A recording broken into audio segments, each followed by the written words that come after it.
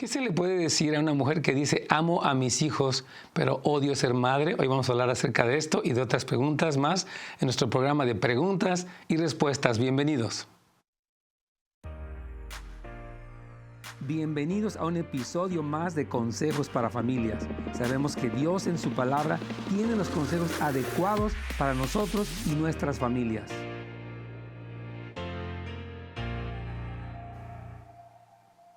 Hola amigos, ¿cómo están? Nos da muchísimo gusto saludarles en su programa Consejos para Familias. Hoy, como usted sabe, es preguntas y respuestas.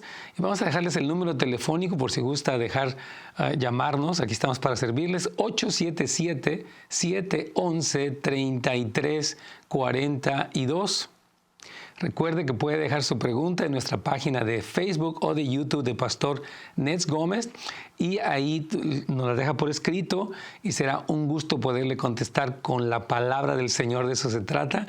Y recuerde que también tenemos nuestra página de netsgomez.com donde hay recursos, predicaciones, enseñanzas y una escuela en línea para todos y son cordialmente invitados a suscribirse y hacerse miembros de esta escuela en línea. Y vamos con esta primera pregunta que dejamos en la introducción. ¿Qué se le puede decir a una mujer que dice, amo a mis hijos, pero odio ser madre?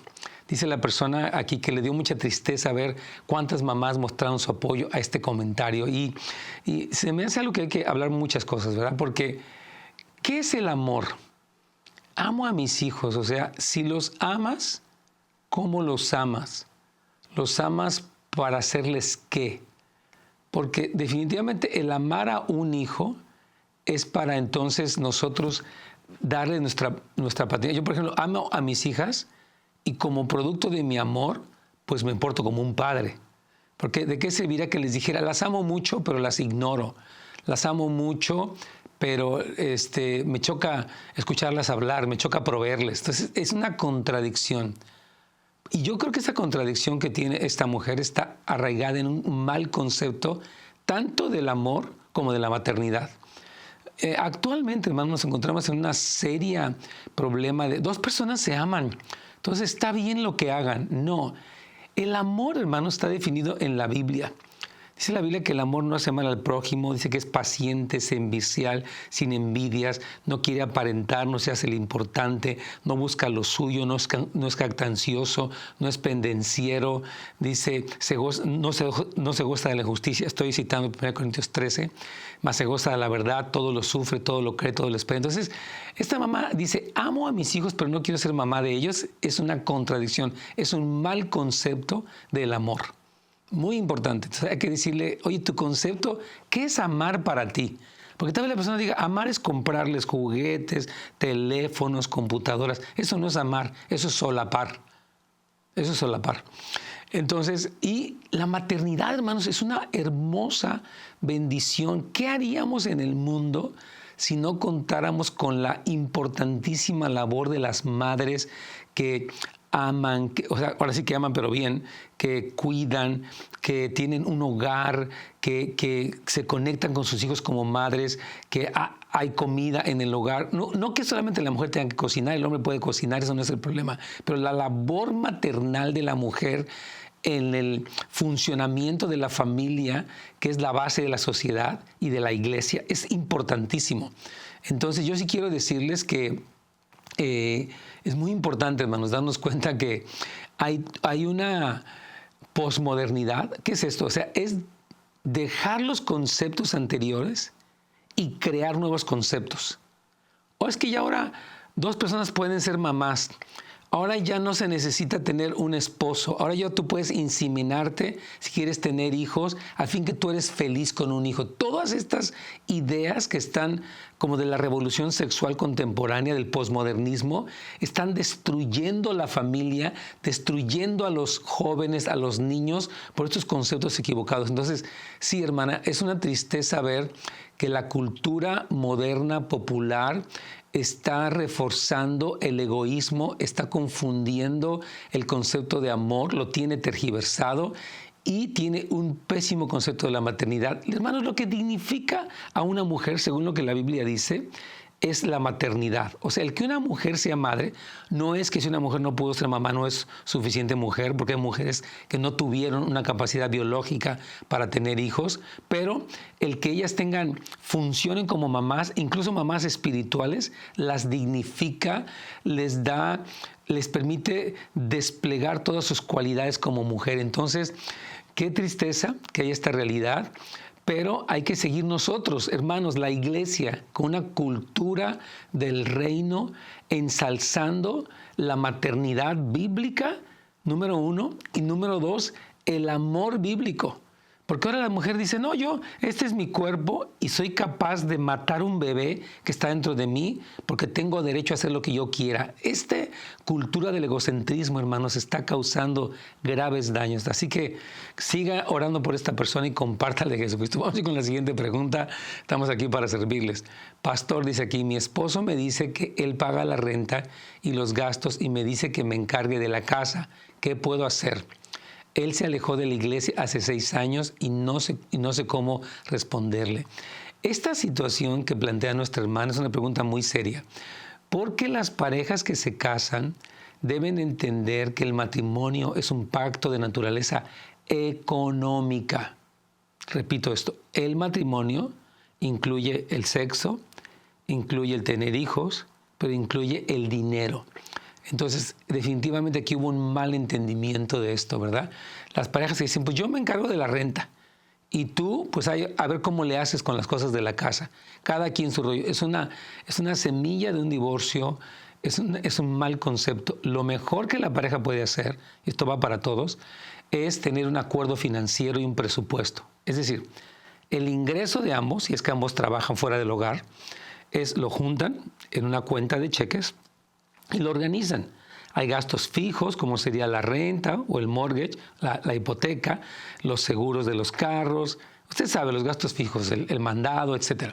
Entonces, la pareja organiza esto porque son gastos que son indiscutibles, ¿verdad? Son gastos que están allí. Si pagan una escuela privada, lo que sea, ¿ok? Entonces, el restante del dinero se maneja, número 1, honrando a Dios, con el diezmo y la ofrenda. Importantísimo. Número 2, también se manejan en acuerdo. Por ejemplo, hay parejas que le mandan dinero a su familia en las posibilidades reales que tienen y demás. Entonces, el dinero se maneja en un acuerdo. Ahora, ¿qué hace esta mujer cuyo esposo tiene un mal entendimiento? Yo creo, hermana, que lo primero es que este hombre vuelva al Señor. Porque si él no tiene ni siquiera un honor por Dios, pues menos va a tener un honor por nada. Va a decir, pues yo sí quiero. Ya no me molestes, yo con trabajo es trabajo, o sea, el egoísmo, ¿verdad?, de un hombre inmaduro. Entonces, ore, hermana, y ayune para que este hombre tenga un encuentro, regrese no solamente a la iglesia, a Cristo, porque dice que él se alejó de la iglesia. No sabemos por qué razón, pero él necesita a Jesucristo. Entonces, ayune, clame, sea guiada por el Espíritu Santo para que usted pueda, ver el reino de Dios en él. Lo primero que necesita, antes incluso que el manejo de las finanzas, es a Cristo. Ahora, ¿qué más puede hacer? ¿Cómo responderle? Yo le diría, mira, mi amor, tú estás haciéndolo así, pagando tú la renta y yo los gastos. Pero ¿qué pasa cuando algo no alcanza? ¿Qué hacemos cuando hay gastos inesperados? O sea, yo me raso con mis propias uñas. O sea, yo animaría a esta hermana a que a través de la honra le hiciera reflexionar a él. No es que le ataque, a ti no te importa, yo estoy aquí con él. No se trata de hacer sentir culpable a nadie, se trata de concientizar y ayudar a reflexionar. Entonces, yo le animo a que, repito, ore por la salvación de él y lo ayude a reflexionar. Si él no quiere reflexionar, déjeselo al Señor. Dios puede tratar con este hombre de muchas maneras. Así que, hermana, confíe en el Señor y encomiéndele esta situación a Él mientras usted sigue haciendo lo bueno, haciendo lo mejor que puede en la situación que se encuentra por la gracia del Señor. Así que ese sería mi consejo, mi querida hermana. Vamos con la siguiente pregunta. Dice que aquí estaba diciendo que estaba escuchando un video donde los creyentes podemos ser embrujados. ¿Hay alguien que me amenaza con eso? ¿Es posible que sí sean poseídos los creyentes? Voy a explicar esto y es una pregunta. Hay varias preguntas aquí en esta misma pregunta, ¿verdad? Número uno, que los creyentes sean embrujados. Yo creo lo que dice Números capítulo 23, versículo 23, dice, porque contra Jacob no hay agüero ni adivinación contra Israel, como ahora será dicho de Jacob y de Israel lo que ha hecho Dios. Entonces, según otras traducciones también aquí dicen, por ejemplo, que contra Jacob, o el pueblo de Dios, no hay maleficios o no hay magia. Entonces, bíblicamente, un creyente que está cubierto por la sangre de Jesucristo no es sujeto a la brujería. O sea, no tiene un poder una bruja. ¿Por qué una bruja tendría poder sobre un cristiano que está bajo la autoridad de Dios y bajo la sangre derramada de Cristo que ha vencido a Satanás? Entonces, yo no creo que los creyentes podamos ser embrujados, a menos que las personas caminen en pecado y se alejen de Dios. En ese sentido pierden esta cobertura o esta protección de Dios y están sujetos al diablo, ¿verdad? Porque, por ejemplo, le pasó a este hombre Saúl, ¿verdad? Cuando él se aleja de Dios y un demonio le oprime a él. Entonces, bueno, él no era cristiano, es Antiguo Testamento, pero él vivió una opresión demoníaca. Y dice la palabra que deliraba. O sea, él estaba mal. Ahora, la pregunta es que si es posible que un cristiano sea poseído. Obviamente nosotros creemos, fíjese bien, que donde está el Espíritu de Dios hay libertad, que el creyente en su ser habita el Espíritu Santo. Eso es lo que la Biblia dice. Ahora, sí es posible, según lo que Pablo dice en el caso de Efesios capítulo 5, dice, no se ponga el sol sobre su enojo, o sea, que no llegue la tarde y sigas enojado para que no le des lugar al diablo. Entonces, Satanás puede tener un lugar para, alguien le ha llamado demonizar, ¿verdad? O sea, influenciar demoníacamente a un cristiano y que un área de su vida esté fuera de control. Por ejemplo, el cristiano que no controla su enojo, que se deja arrastrar por él, puede estar oprimido 100% por un demonio, sí creo. No es que esté poseído completamente porque él es cristiano, pero sí esa área de su vida está oprimida, atada por un demonio, porque él abrió una puerta espiritual. Entonces, poseídos no, pero sí oprimidos por demonios, sí puede suceder esto. Mire, por ejemplo, en el caso de Pedro, cuando él habla con Jesucristo para que no vaya a la cruz, él dice, ¿cómo crees, Señor, que vas a ir a la cruz? No, jamás, nunca te acontezca tal cosa, dijo Pedro. Entonces Jesús le dice, quítate de mí, Satanás, porque me eres tropiezo, porque no pones la mira en las cosas de Dios, sino en las de los hombres. Pedro estaba hablando inspirado por Satanás a Jesucristo para hacerle desistir de ir a la cruz. Entonces, esto nos habla que Satanás sí puede, yo llamaría como poseer parcialmente. O sea, estar en una área, por ejemplo, una persona que ve pornografía constantemente, el área de la lujuria de él puede estar fuera de control. Hay algo que es demasiado intenso. Entonces necesita arrepentirse de sus pecados, genuinamente, confesarlos, necesita recibir oración y ministración completamente. Entonces, el problema, hermanos, no es si está oprimido el cristiano o influenciado por un demonio. El problema es que si lo reconoce, está dispuesto a pasar por un proceso de liberación y para ser libre, porque hay gente que, entonces hay que tenerle miedo al diablo. Al diablo no hay que tenerle miedo, hay que tener cuidado de no abrir una puerta a él, porque él sí puede oprimir a los cristianos. Entonces, es toda una doctrina y creo que es un tema muy importante, pero sí podemos entender cómo la doctrina bíblica nos enseña, hermanos queridos, lo que podía ser esta situación de un cristiano que está oprimido, pero obviamente hay victoria. Mire, a veces Satanás ha atormentado a cristianos diciéndoles, tú estás endemoniado, tú estás poseído, tú no eres salvo, a ti Satanás te domina. Satanás es un mentiroso y él quiere que el cristiano se abrume, que el cristiano pierda la esperanza. Entonces, no. Si usted tiene un área que está fuera de control, confiese su pecado, arrepiéntase, pida oración y sea libre y siga caminando. Dice la Biblia, dice, someteos pues a Dios, resistid al diablo y de vosotros huirá. Esa es la idea, hermano querido. Sométase al Señor, resista a Satanás a través de resistir toda obra de la carne y a través de orar también en el nombre de Cristo, y Satanás va a huir en el nombre de Jesús. Muy bien, vamos con la siguiente pregunta con mucho gusto. Pastor, ¿cómo puedo demostrarle a mi esposa que sí soy hábil de poder manejar un matrimonio cristocéntrico? Estoy recién casado. ¡Wow! ¡Qué preciosa pregunta! Para empezar, te felicito porque quieres hacer las cosas bien, joven o varón de Dios. Entonces, no se trata de demostrarle, se trata de prepararte, se trata de incluso decirle, mira, mi amor, tal vez me doy cuenta que sientes que no soy capaz de manejar un matrimonio cristocéntrico, pero número uno, voy a pedirle ayuda al Señor. Número dos, voy a pedirle ayuda a otros. Y número tres, voy a pedirte ayuda a ti. Porque el matrimonio es un acuerdo, es caminar juntos. Entonces yo le diría, más que demostrarle, yo quiero como hacerlo. O sea, yo voy a ir creciendo en mi habilidad porque estoy madurando en el espíritu, porque estoy preparándome, porque tengo mentores en mi vida, porque te pido ayuda a ti.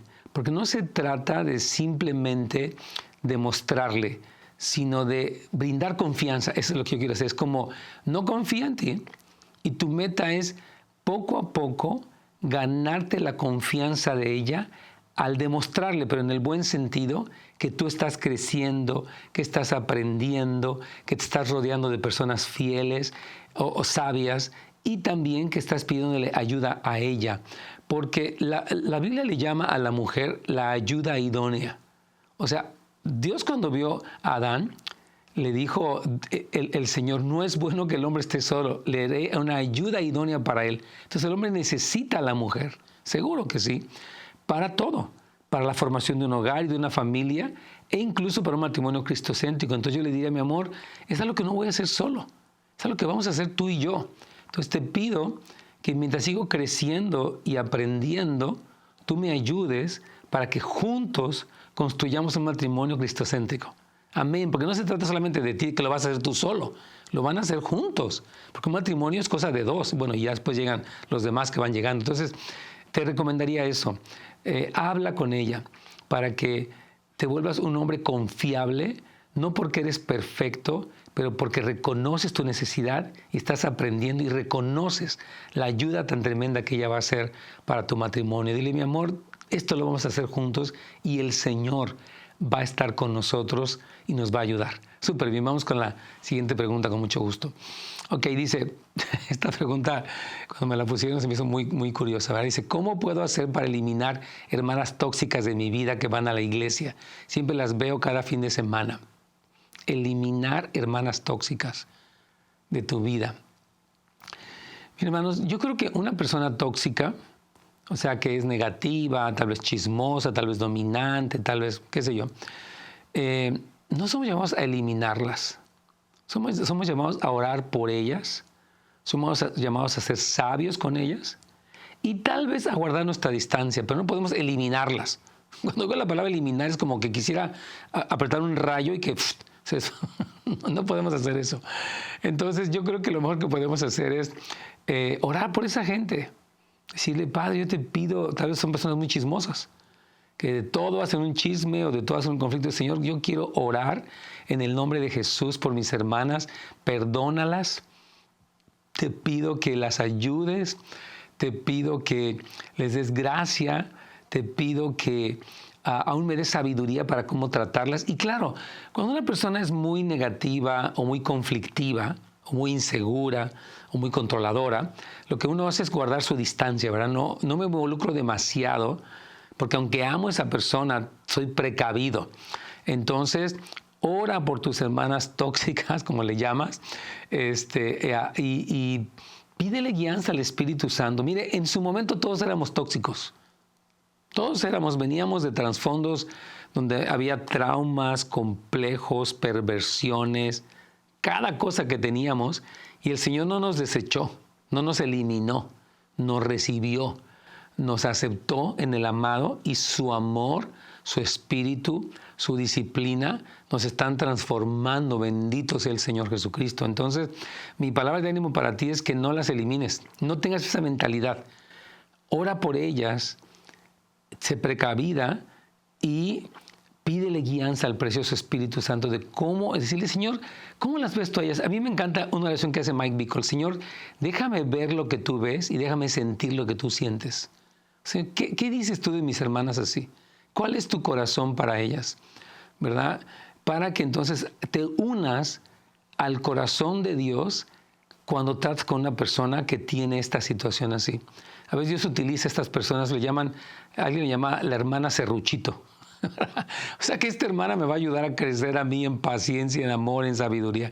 Así que ánimo, mi hermana querida. Siga este consejo. Queremos animarla. Vamos a ir a la siguiente pregunta con muchísimo gusto. Dice, pastor, mi niña de middle school le están enseñando sobre el sexo. ¿Usted recomienda que los niños aprendan de este tema en la escuela? No. No y no. Yo creo, hermanos, que los programas de educación sexual, particularmente los que estamos aquí en Los Ángeles, del Distrito Unificado Escolar de Los Ángeles, son profundamente perversos, satánicos, corruptos, humanistas, antibíblicos y demás. Entonces, no. Yo creo que los papás cristianos somos encargados delante de Dios de enseñar una moralidad y una sexualidad cristiana. No es fácil. Tal vez no sabemos cómo. Lo mejor es que los papás enseñen a los varoncitos y las mamás a las niñitas. Y en caso que seas una madre divorciada o soltera o un padre divorciado o soltero, busca el apoyo de personas maduras en la iglesia, programas.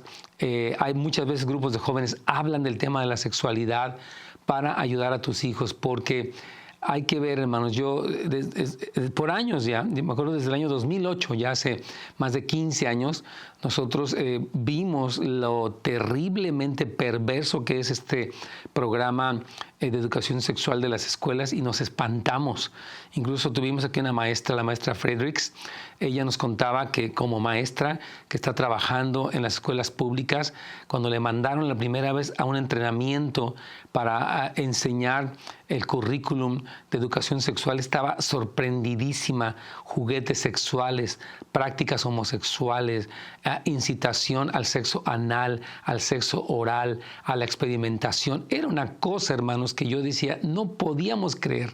No podemos creer de veras que una sociedad se pervierta tanto y que muchos papás digan, claro, está bien, se desentiendan, ¿verdad? Dicen, bueno, yo ya lo dejé en la escuela, la verdad, mejor yo lo dejo, me meto en mi teléfono, me ocupo de mis asuntos, y ya cuando llegue en la tarde tal vez quiera decirme que se va a cambiar de nombre o de sexo o quién sabe qué va a ser, etcétera, ¿no? Entonces sí, no recomiendo que los niños aprendan de este tema. Yo les recomiendo que estén muy al tanto y hablen con la Junta de Padres, lo que se llama el PTA, Parent Teacher Association, la Asociación de Padres y Maestros, para que sepan, por favor, yo necesito que se me notifique cuando le van a enseñar a mi hijo cualquier tema de sexualidad para que yo como papá lo vea, y si no lo apruebo, ese día mi hijo no va a ir a la escuela, porque yo voy a proteger a mi hijo. La responsabilidad ante Dios de la educación de mi hijo la tengo yo. La escuela, hermanos, no es dueña de nuestros hijos. El gobierno no es dueño de nuestros hijos. El gobierno no tiene más autoridad que nosotros. El gobierno no debe de ser la persona que instruye en moralidad a nuestros hijos. Delante de Dios somos los padres, los responsables de la educación cristiana y de la educación moral de nuestros hijos. Los mandamos a la escuela, pueden aprender de geografía, de aritmética o de matemáticas, pueden aprender de ortografía, de lo que sea, de química, de física, pero no van a aprender nada de una sexualidad pervertida nunca. Tenga una indignación santa, querido padre y madre. Ore por las escuelas, ore por los niños, pero no sea descuidado, querido papá o mamá, dejando que sus hijos, quién sabe qué aprendieron, quién sabe qué ven en las redes sociales, quién sabe qué videojuego quieren. Total, ya, no. Somos responsables de velar por la educación cristiana de nuestros hijos, por favor, y mucho más en el aspecto de la sexualidad. Finalmente, Dice, pastor, ¿cómo puedo hablarle a mis hijos del respeto a las chicas en la iglesia? Mi hijo me hizo un comentario de una chica que desarrolló su cuerpo de manera muy temprana de edad. ¿Cómo debo responder? ¡Wow! ¡Qué buena pregunta! Miren, nuestros hijos deben de aprender a mirar con mucho respeto a las jóvenes. Y de hecho, Pablo en su carta a Timoteo le dice, trata a las jóvenes como hermanas y a las mujeres como madres. A mí me encanta que la relación que Pablo le recomendaba a este joven Timoteo, quien estaba encargado de establecer ancianos en las iglesias del Nuevo Testamento, se le recomienda un trato sano, respetuoso. Entonces, eso empieza con nosotros. ¿Cómo es que yo me refiero a las jovencitas? Si alguien se viste de manera provocativa, pues yo no me voy a quedarle viendo, ni voy a hacerle de que qué bien se ve, oigan, ya está creciendo. No, voy a ser profundamente, yo como papá, o usted como mamá, debe ser profundamente respetuoso de las personas. Y cuando le hace un comentario así vulgar o sensual, y de no, hijo, esa jovencita es tu hermana en Cristo y debes de tratarla con respeto. Y yo le diría a un adolescente, si al verla a ella se te despiertan pensamientos lujuriosos, ve hacia otro lado. Tú tienes que mirar a esa joven como una hija de Dios y como una hermana tuya en Cristo Jesús. Entonces respóndale así, que su hijo tenga un profundo respeto por las jovencitas. Hermanos, pues hoy hemos hablado de muchos temas.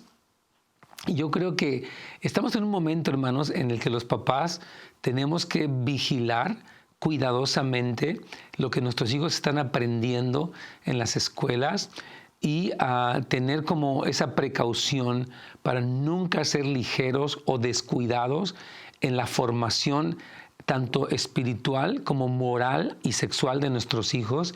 Hermanos, hay un gran peligro. No quiero ser alarmista, pero quiero ser realista, por lo cual tenemos que estar muy al tanto, no de manera desconfiada, pero de manera que discierne de lo que está pasando con nuestros hijos para que ellos crezcan como niños y jóvenes que aman a Dios y que se mantienen limpios y libres de toda mala influencia de esta sociedad.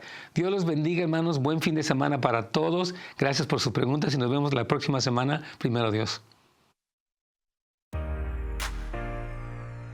Gracias por habernos acompañado el día de hoy en un episodio más de Consejos para Familias. Nos vemos la siguiente vez.